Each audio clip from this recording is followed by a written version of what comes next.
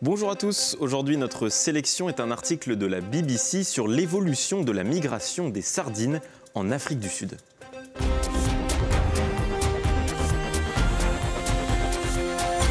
Chaque mois de juin, un gigantesque banc de sardines longe les côtes d'Afrique du Sud avec l'arrivée de l'hiver. À cette période, des courants d'eau froide remontent des profondeurs et comme les sardines aiment l'eau fraîche, des centaines de millions d'entre elles en profitent alors pour suivre le courant. Elles forment le plus gros banc de poissons au monde.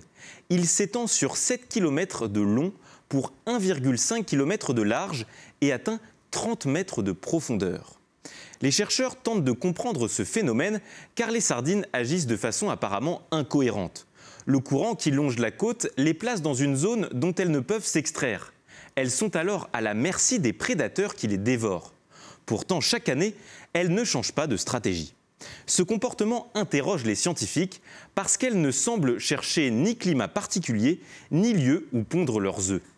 Cette grande migration est menacée depuis plusieurs années. Le nombre de sardines dans le groupe est en chute libre. En 2002, il y avait 4 millions de tonnes de sardines.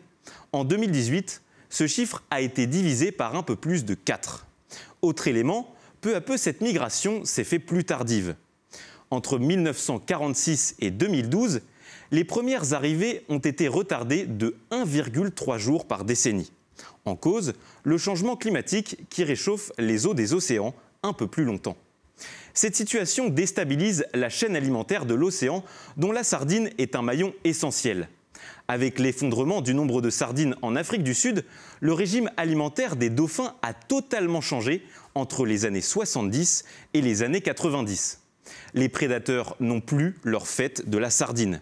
C'est valable aussi pour les pingouins et les fous du Cap qui sont particulièrement fragilisés. Pour régler la question, des actions humaines sont possibles. En Afrique du Sud, les pêcheurs ont déjà modifié leurs filets par le passé pour capturer certaines espèces plutôt que d'autres et ainsi éviter des extinctions.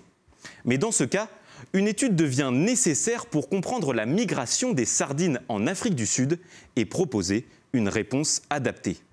Pour en savoir plus et échanger sur ce thème, retrouvez-nous sur Internet et les réseaux sociaux.